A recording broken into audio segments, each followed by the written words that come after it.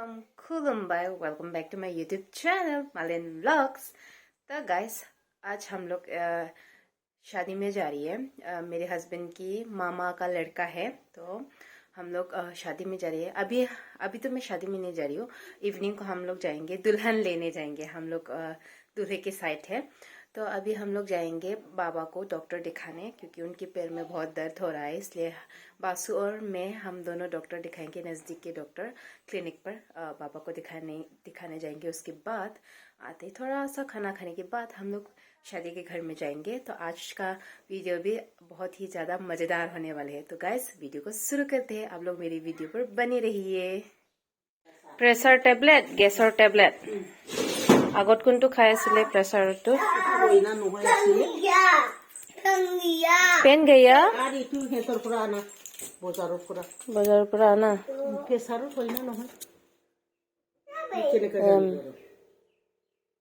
আৰু এইটো থাংবাই এইটো বেলেগ। तो गाइस हम लोग हॉस्पिटल से आने के बाद जल्दी जल्दी निकल गए हैं। हमारे साथ माँ भी जाएंगे। हॉस्पिटल से काफ़ी देर हो चुकी है, हमें बारात निकलने ही वाले हैं, तो इसलिए हमें जल्दी बुलाया। हम लोग भी जल्दी जल्दी जाएंगे। तो मैं आज काफ़ी खुश हूँ अपनी देवर की शादी में। तो गाइस आज मैं फ़र्स्ट टाइम अपनी देवर से मिलूँगी, यानी कि दूल्हे से भी। तो मेरी खुशी डबल है यहाँ पर, इसलिए मैं अभी डांस करना शुरू कर रही हूँ। तो फाइनली गाइस हम लोग भी दूल्हा के घर में पहुंच चुके हैं। तो यहाँ पर ज़ोरों शोरों से काम चल रहा है। कुछ लोग तो डेकोरेशन का काम कर रहा है। यहाँ दूल्हा और दुल्हन का नाम प्लेट लगा रहे हैं, तो अंदर दुल्हन के घर में क्या क्या सामान लेना पड़ता है वो सब रेडी कर रही है।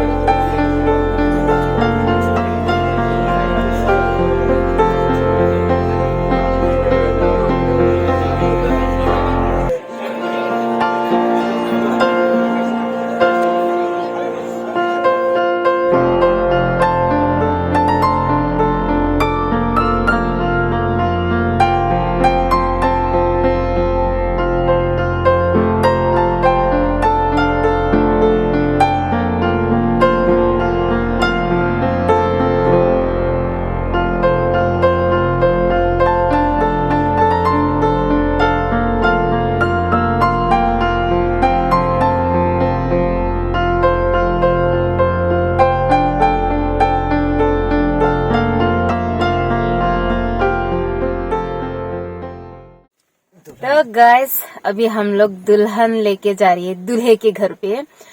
काफी मजा आया यहाँ पर दुल्हन के घर में भी। आज दूल्हा नहीं आया है। दूल्हा क्यों नहीं आया है वो अभी बासु बताएंगे। बासु बताओ क्या हुआ, दूल्हा क्यों नहीं आया आज? दुल्हन को लेने क्यों नहीं आया?